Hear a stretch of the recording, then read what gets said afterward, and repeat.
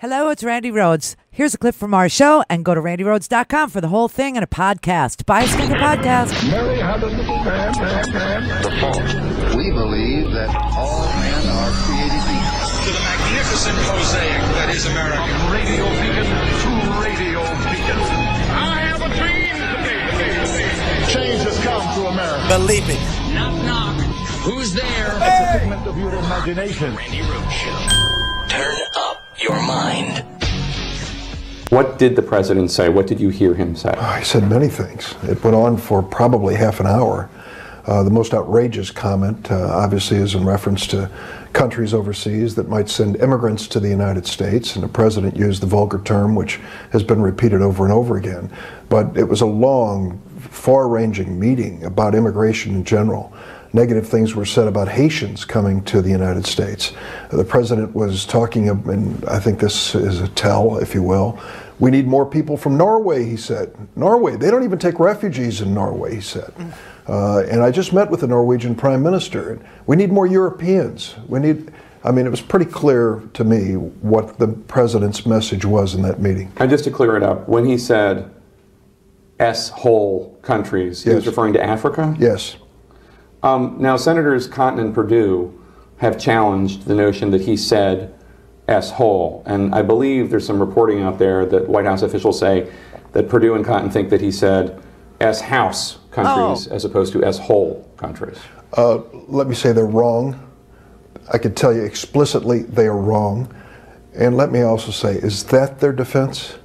That S-house is acceptable, S-hole he would never say? Come on. To think that the President of the United States would refer to any country on earth as an S-house country, for goodness sakes, what does that say? Really? I mean, honest to God. So now this is where we're at. We've got Cotton and Perdue saying this is absolutely, they were on the Sunday show saying, Durbin is such a liar. He's such a liar. He mischaracterized everything. And now they're settling on he's wrong because it wasn't whole, it was house. Dude, what's wrong with you people? What's wrong with you? But here's the actual testimony today. All right, so here's what happened. Well, a lot happened. I mean, there's so much news. It's almost like I'm exhausted, is what it is. I truly am exhausted. This is the most exhausting president, and we've lived through W. And he was pretty exhausting. He was spying on people, declaring war on nations. We had a terrorist attack that brought down, a New York City landmark, iconic building, a year into his presidency, not even. I didn't think I could be as exhausted as when W was. But I was wrong. Told you, I will tell you when I'm wrong. I was wrong. This is unbelievable. All right, so here's some of the news that's breaking. Looks like Mueller, for the very first time in the Russia investigation, has used the power of the grand jury subpoena, the subpoena power, to subpoena the first inside the Trump circle person, and that will be Steve Bannon.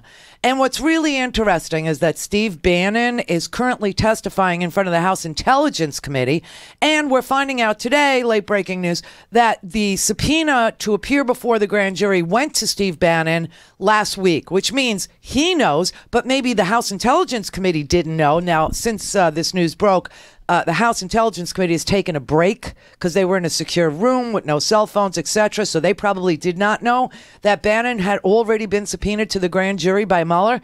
So they were asking him questions that probably, they wanted to know the answers to, and not looking for, disinformation, misinformation, or knowing that he had been subpoenaed by Mueller to the grand jury, meaning Bannon's got to tell the same story to the House Intelligence Committee as he now does to the grand jury or to Mueller's investigators, or else Bannon will be guilty of perjury or lying to federal authorities.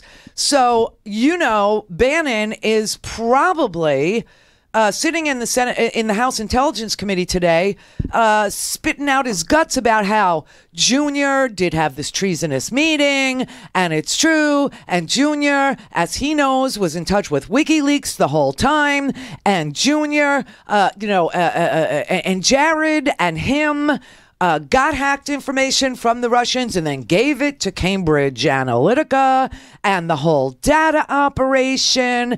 And I mean, so this is unbelievable to me. This is really unbelievable to me that Bannon has a subpoena to appear before the grand jury, and he's testifying right now to the House Intelligence Committee, and he's been there all day. And Bannon knows what Flynn knows, and Flynn obviously has flipped and made a deal with Mueller. So depending on what Flynn is telling Mueller, see, this is something the House Intelligence Committee doesn't know.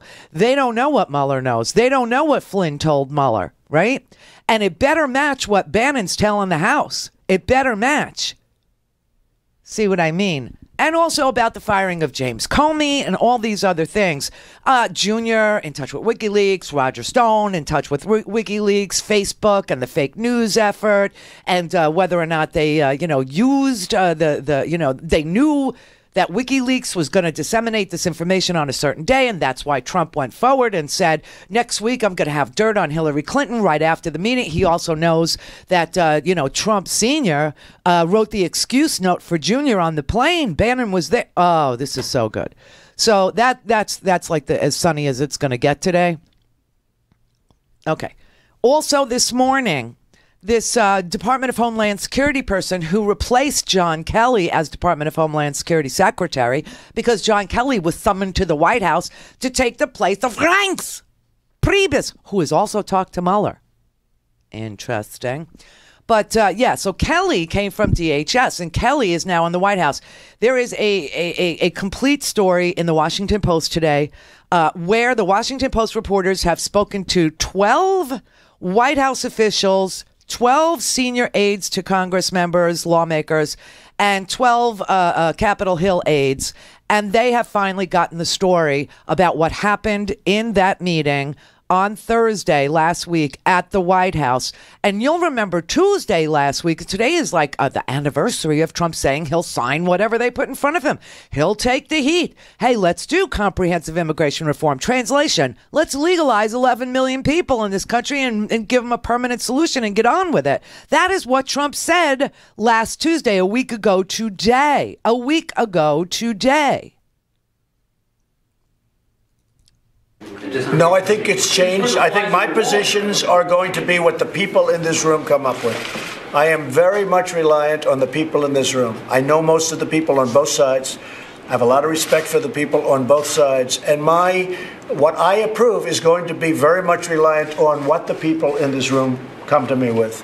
I have great confidence in the people. If they come to me with things that I'm not in love with, I'm going to do it because I respect them. Okay, so if they come to him with things that he doesn't love, he's going to do it because he respects them. This is apparently what Lindsey Graham is wondering. Lindsey Graham is wondering what happened to Tuesday Trump on Thursday. Where did he go? Where did he go?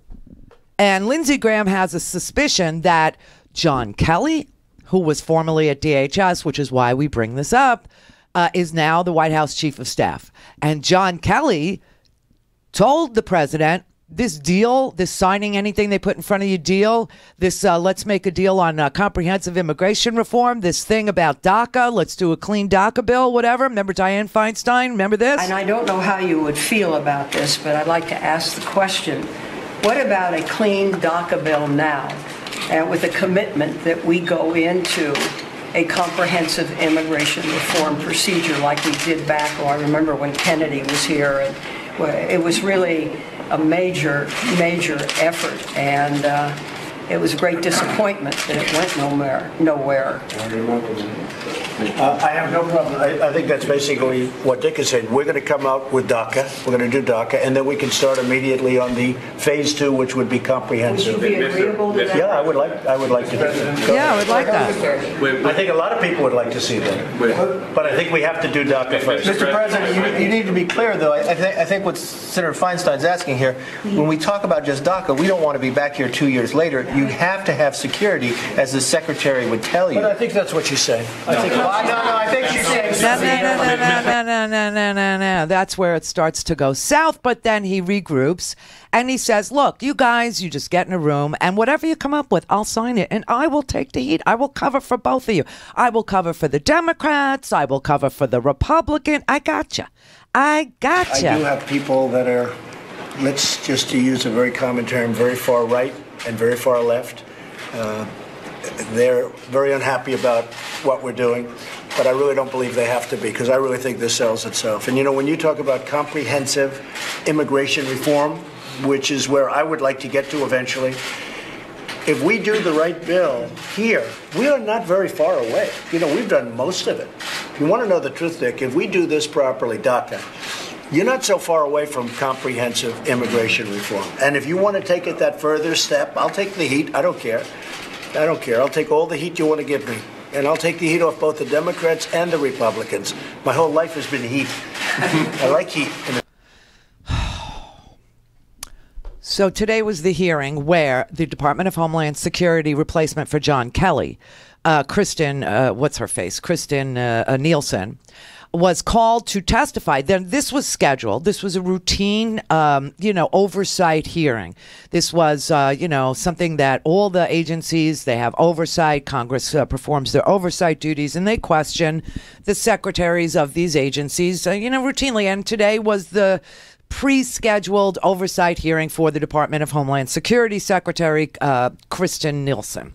And of course, everybody wanted to know. She was in this meeting. She was in the Tuesday meeting, but she was also in the Thursday meeting, where the president either said whole or house, referring to African nations, saying take them out as far as Haitians, and changed his whole tune about taking the heat or doing comprehensive or doing DACA or anything. He had completely done a 180. So Lindsey Graham wanted to know from her, what the hell happened to the president between Tuesday and Thursday? Now, let's talk about two Trumps, the Tuesday Trump and the Thursday Trump. Whose idea was it to do the meeting on Tuesday? As far as I know, it was the president's. I will say something that some people may not like, but I thought he did a really good job. He talked about comprehensive immigration reform. Do you remember that from Tuesday? I do remember that being raised, Is he still supportive of comprehensive immigration reform? I believe what he made clear is he's happy to listen to proposals and have the discussion, but there are some immediate needs. That is not what he said. I agree with that, yes, but sir. he said he wanted to do comprehensive. Yes. He said he was open to it, absolutely, yes, sir. I think he said he wanted to. Yes. Do you remember him saying we need to be bipartisan when it comes to immigration reform? Very important. Okay, and he still believes that? Yes. Do you remember him saying the word love? I don't remember him saying the word love. I remember him saying care. I've heard him use love before, compassion. Well, we'll get the tape. He said love. We should did. do this with love. Are you aware that the Senator Durbin and the president talked at 10 o'clock around that time Thursday morning? Only through news reporting after the fact. Okay. Are you aware of the fact that Dick Durbin called me and said, I had the best conversation ever with the president. We should follow up on it. I am now. Okay, so is everybody else. Are you aware of the fact that I said, great, Dick, I'll call the White House and see if we can set up a meeting? You are now. Yes, sir. So what happened between 10 and 12? Yeah. I don't know, since I didn't know I don't any of either, that. and I'm going to find out, and I'm not going to ask you, because between 10 o'clock and 12 o'clock, we went from having conversations between Senator Durbin, which I believe every word, and the president that was very hopeful, and by the time we got there, something had happened. Something had happened. Now, after the hearing, there's much more you have to hear. What is important in that is that something happened between 10 and 12 o'clock on Thursday. Tuesday, we saw the president say he will sign anything that these guys put together because he respects them, anything at all. He will take the heat for whatever he knows he has people from the far right and he doesn't care because he thinks this sells itself. He wants to do he didn't say he would listen to a conversation. He said he'd sign anything, and he was, if you do DACA first, right? DACA first, and then you're almost to comprehensive, which you could see Steny Hoyer in that clip shaking his head going, I have no idea what he thinks comprehensive is. It means giving legal legalization to 11 million people. That would be amnesty. That would be comprehensive. And he says that he's for that. And then Lindsey Graham asked her today, what the hell happened? What happened between not just Tuesday and Thursday, but Thursday morning, Dick Durbin apparently had a phone call with the President of the United States ahead of the meeting on Thursday in the Oval Office or Roosevelt Room. And he said to him, I just had the best meeting. Lindsey, let's go, let's go, let's go. We can make a deal today.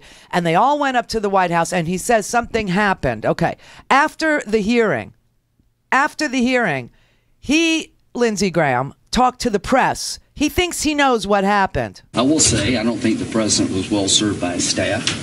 I think the president's that we saw Tuesday is that Donald Trump exists, and somehow by 12 o'clock on Thursday something happened, and I don't think he was well served by his staff, but he's responsible for the way he conducts himself, and so am I.